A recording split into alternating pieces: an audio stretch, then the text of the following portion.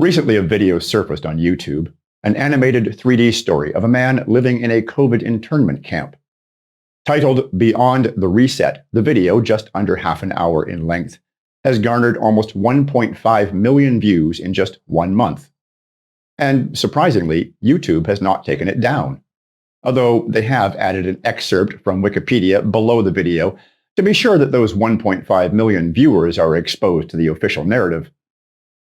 I'm joined today by the creator of Beyond the Reset, Oleg Kuznetsov, who grew up in Russia, but is now a Canadian citizen living in Calgary, to talk about his creation, the inspiration for it, and what it means that even now, almost a year after most Canadian provinces dropped restrictive COVID mandates, his story is still attracting millions of views. Oleg, it is a pleasure to have you on the show. Thank you. So for those who haven't seen your fantastic animated story, folks, in a few seconds, we're going to play a little clip from it. But before we get into that, I wanted you to have an understanding of just how much work went into this. Now, Oleg, you are a 3D animator. You do this professionally, but Yes. You built this story on your spare time, and it took you how long to do that? 3 years. 3 years. Wow. 3 years, yes. 3 years. Okay, folks, we're going to play a little clip, and seriously, it's just a little clip from it. You will find a link directly beneath this interview to the full animation on YouTube.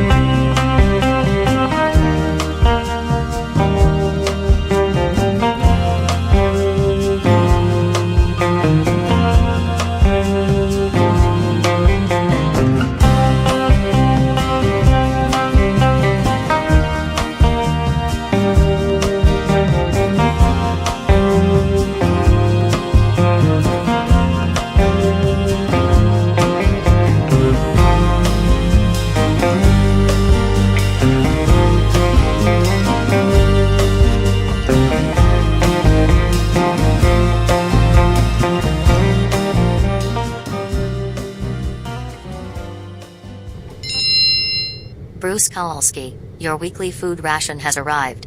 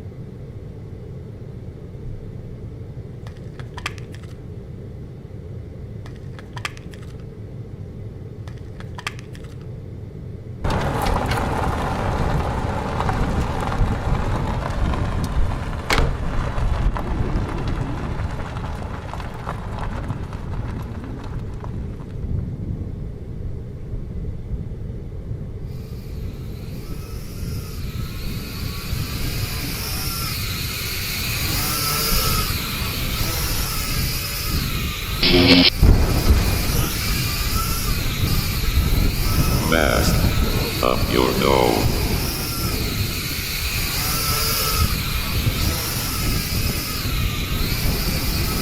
Yeah. So the thing that interests me most, Oleg, because it did take you so long, and we were chatting before the interview, and you said, it's something you did in your spare time, and obviously your interest in it waxed and waned, so you weren't always working on it, but still, it was about 3 years. Of course, during those 3 years, a lot of things have happened.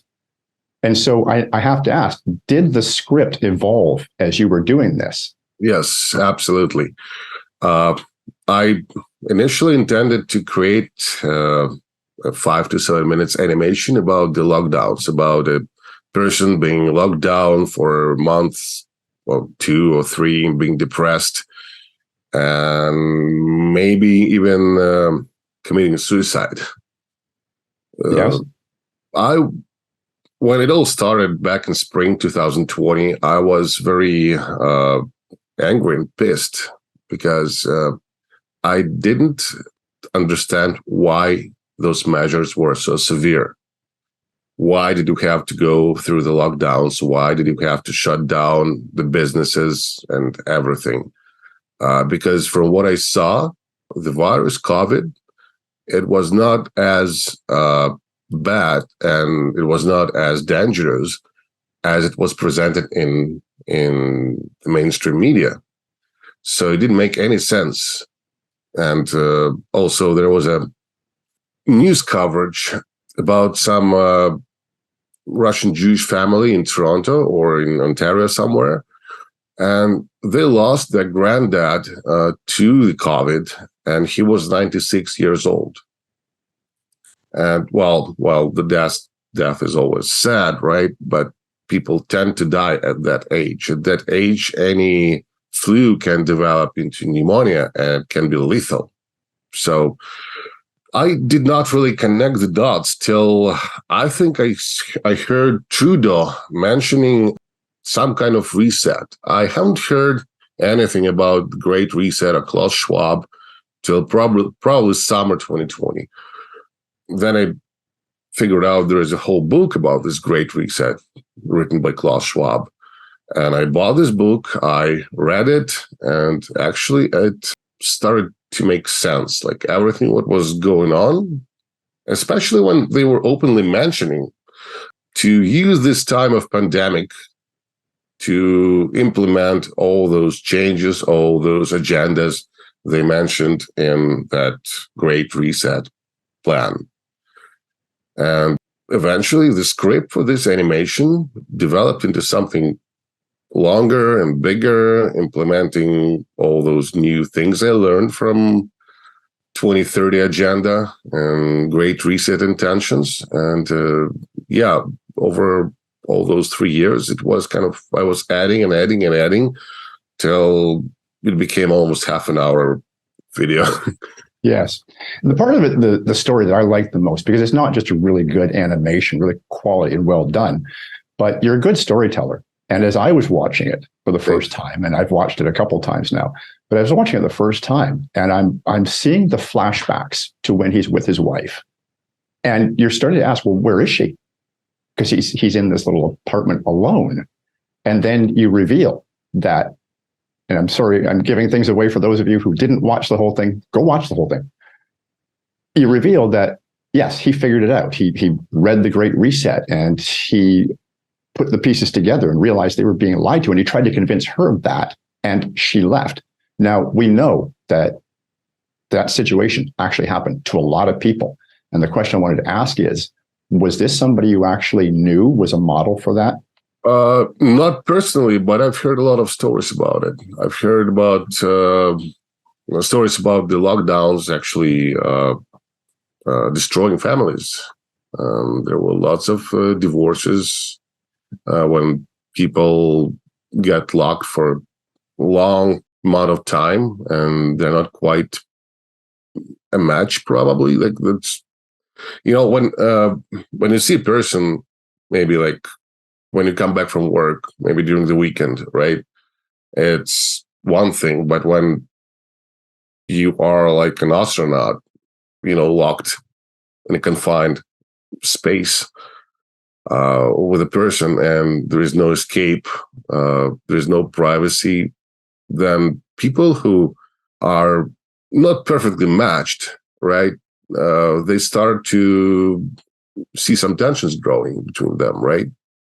So yes, that's what I wanted to show, mainly what happened. I don't know anybody personally, but yeah, I know that this happened for sure. Now, I'm going to seem to be going off a little tangent here, but I'm not. If you watch my interviews, you know I do this. I seem to take a left turn, but I promise I'm coming back.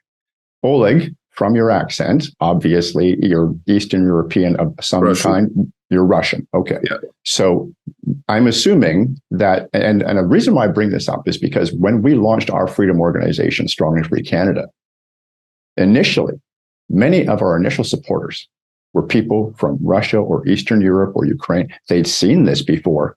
They knew where this was going. Was that part of how you understood what was happening, that you came from a country that, well, had been communist up until 1989, I believe it was? Or is this just you just happened to be one of those people who was alert enough to see the writing on the wall, understand we're all being lied to? I would say so, because even back in Soviet Union, we did not have anything even close to that. Yes. What was happening during COVID. So that's a whole new experience. And I'm glad you brought that up, because one of the people I've interviewed in the past is Pastor Art Pawlowski, who's from Poland. Yeah. And he grew up under communism in Poland. And he said to me during one of his interviews, he said, if I had a choice between living in Canada under these lockdowns and going back to communist Poland, I'd go back to communist Poland because we had more freedom there. There was censorship, of course. There was censorship, but late Soviet Union was not as strict about that as, let's say, Soviet Union under Joseph Stalin, right? So, yeah, I'd say we had more personal freedoms there. Okay. Than under lockdowns. I went off on that little tangent because I wanted to ask you this question. Because we were talking about the character in the story and his wife and how they end up divorced because she's buying all the BS from the media and the government, and he understands what's going on and she doesn't want to accept it. I couldn't have built the organizations that I did without my wife's support. In fact, at the beginning, I think she was angrier than I was. So what about your own wife? I know you're married. Was she on board with all of this? She's totally on the same page. Okay, that's good to hear. So I want to get a little bit farther into the story, because I have to say I really found myself relating to this character, because he's lost everything, but he just refuses to comply. He's not going to do it. He's never going to stop fighting. And there's his neighbor over there who he waves at every morning. And sure enough, he takes the shots. 3 days later, the guy's dead.